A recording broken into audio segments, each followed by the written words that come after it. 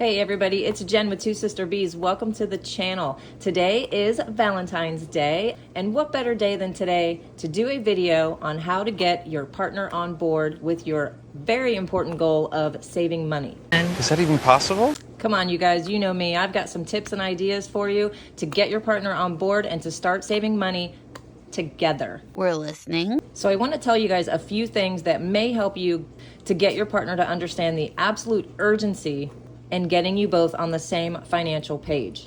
What used to be the American dream was to be middle class, right? Well, now there is no middle class. The middle class is now referred to as the working class, and experts are calling the working class squeezed. It's like a giant hug. No, not like a hug squeeze. Squeezed to the point where one unplanned purchase can cause absolute financial burden. Crap. Squeezed to the point where one catastrophe will put you on the brink of ruin. Crap. And we all know that COVID has proven this 100%. Yep. In the last 50 years, income has gone up 16%, but at the same time, housing has gone up 190% and college tuition has gone up 264%. If you average out the wages against the cost of living over the last 50 years, Americans are making 12 cents more per hour than they were in 1972. Scary. I agree, that is very scary. Since COVID, over 50% of student loans are in a delinquent state. Housing is up over 50%, and most Americans cannot find affordable housing. We all know those interest rates on our credit cards and loans just keep going up. And here comes the cycle. The working class. I work, therefore I deserve. I want to enjoy life, or maybe I feel behind. So what do? We buy. We buy to feel better and give ourselves a serotonin boost and to make all of that work worth it, right? Yeah, well, yeah. The problem is we're putting those purchases on credit. Basically, money we do not have. Crap. Then we struggle to pay that credit back, which causes more stress and then more buying. And the cycle just keeps continuing. We all need help. Okay, Jen, thanks for the scary statistics, right? I know, I'm sorry, but it's the truth, you guys, and there's so much more that I'm leaving out because I didn't want to completely bore you. I wanted to get more to the solution of the problem and not waste too much time on the problem. Let's figure out how to be no controversy budgeting bees. And with a little bit of communication and a lot of understanding, we can get this done. So I entitled this Be Yourself because there are so many different situations with finances today. One way of doing your finances is not going to work for everyone. So you've got the old school way of everything combined. You've got one household and every bill, income, and expense is just shared. You've got your joint account, and that one is a pretty easy one. Number two would be everything separate. You do not have a joint account and you pay your own bills. Number three, you combine your bills and separate the rest. You've got your joint account that you both pay the bills with, and then you separate everything else. But splitting doesn't necessarily mean 50-50. You're split off of the percentage of your income. If someone is making 75% of the income, they are hopefully also paying 75% of the bills. Pay up, baby. Pay up.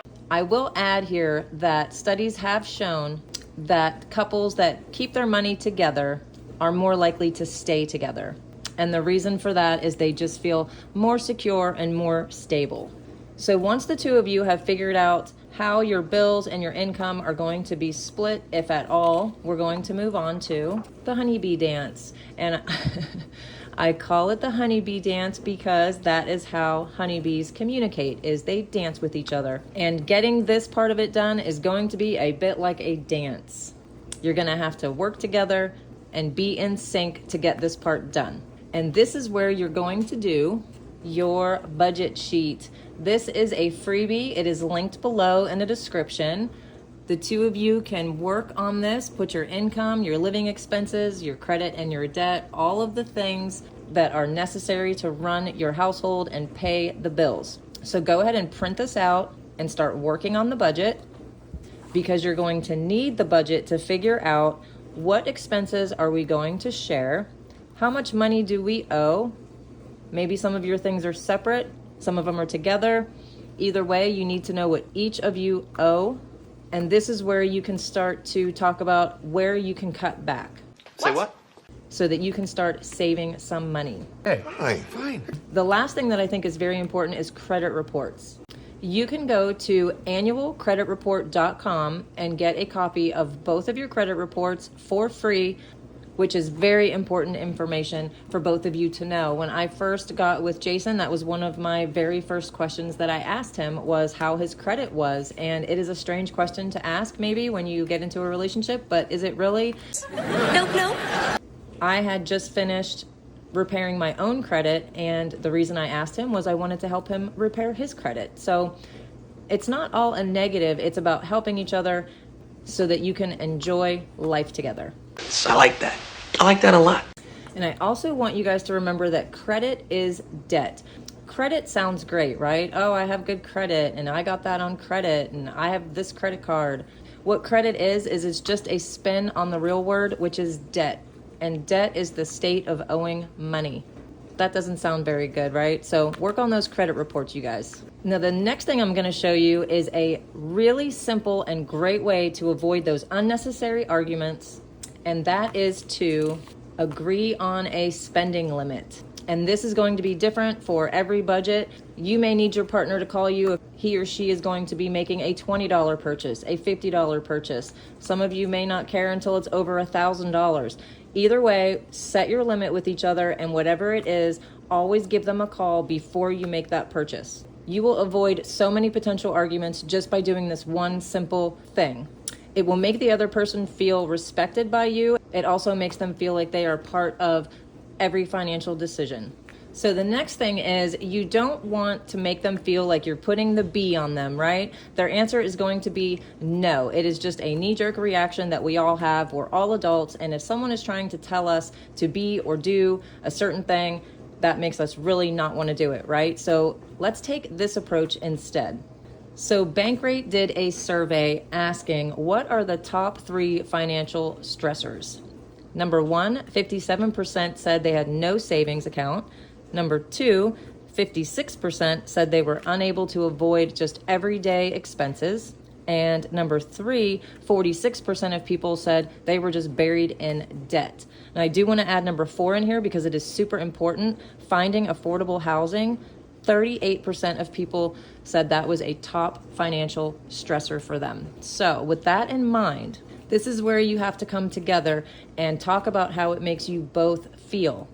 80% of Americans between the ages of 18 and 43 say that money is a significant source of stress for them. 80%, you guys, that's basically everyone between the ages of 18 and 43. So both of you are definitely feeling the same way. And what happens when we're stressed out? Stress comes out in 2 ways. The first one is physical. This is things like teeth grinding, headaches, stomach pains, muscle tension. The second way would be emotional. This is anxiety, feeling stressed out, your sleeping patterns are off, changes in your eating habits. I can guarantee you that no one wants to feel that way, and they certainly don't want to feel that way by themselves. So this is where you guys need to start working on mutual goals. Saving just to save just sounds super boring to anyone. So let's get some very specific reasons why the two of you should be saving together.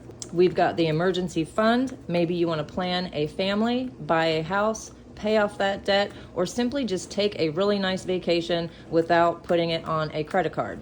So I've got a little help for you guys in this department. So if you've never seen a savings challenge, that is what this is. This is also a free printable. It is linked below. You can print it out right now and get started. I like this one because it has a couple different ways you can save, but if you're just getting started, you're gonna go with number 1, save $1 per jar and save $100. That is a little win that the two of you can do together and do it pretty quickly and feel great about it. So every time one of you has a couple bucks to put into 100 Honeys, do it together.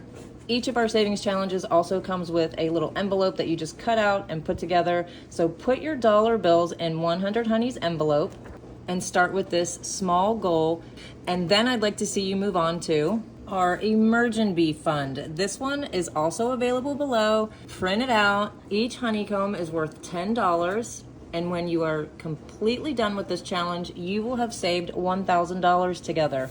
Again, there's a cute little envelope to go with it. But how great would it feel to start off with the 100 challenge and then the 1,000 emergency fund and get both of those out of the way? Once you get that done, you've got the ball rolling and things are going to start to feel a lot easier for both of you. I have one other suggestion where you could actually challenge each other to do the no spend. This is where the two of you will agree to not spend money unless it is an absolute necessity. No eating out, no stopping for coffee, no Amazon purchases. Say what? You will be shocked at how much money the two of you can save if you're doing it together. So when you're doing this part and the budget sheet, you may run into a little bit of resistance from each other. You may have some little arguments come up. This is where I would like to see you make a beeline. If it starts to get a little heated or somebody's taking something the wrong way or things aren't coming out right, there are options for that. You could just separate for 5 minutes, maybe even try again the next day. While you're separated, try to reevaluate what you've said and maybe how you could say it better to get back on the same page with each other. And sometimes you may need to involve a third party, a financial advisor or a money coach. Something other than the divorce papers and the hangover. Or something along those lines to really help you get your budget and your financial agreement together. And I want to come back to the stress part of this video where I gave you guys all the percentages of how many people are just feeling this financial burden. And with such a high percentage, 80% of people saying that money is a significant source of stress for them, I would love to see the two of you agree to just get back to basics with each other. Start preparing your meals at home, save that money, and just eat better. You'll feel better overall. Get active with each other. Start taking walks, start going for bike rides. Take a hike on the weekends when you have a day off. And these two things together will definitely help you both sleep better. When both of you feel better overall, you will be much more prone to working on these financial goals with each other. And if you're seeing these and you're thinking, I don't even know if we can save an extra $100 and certainly not an extra $1,000, I did do a video about 1 month ago titled Behind on Bills. I'm going to link that in the description below for you guys to check out, and maybe it will give you some ideas on how you can start saving your money.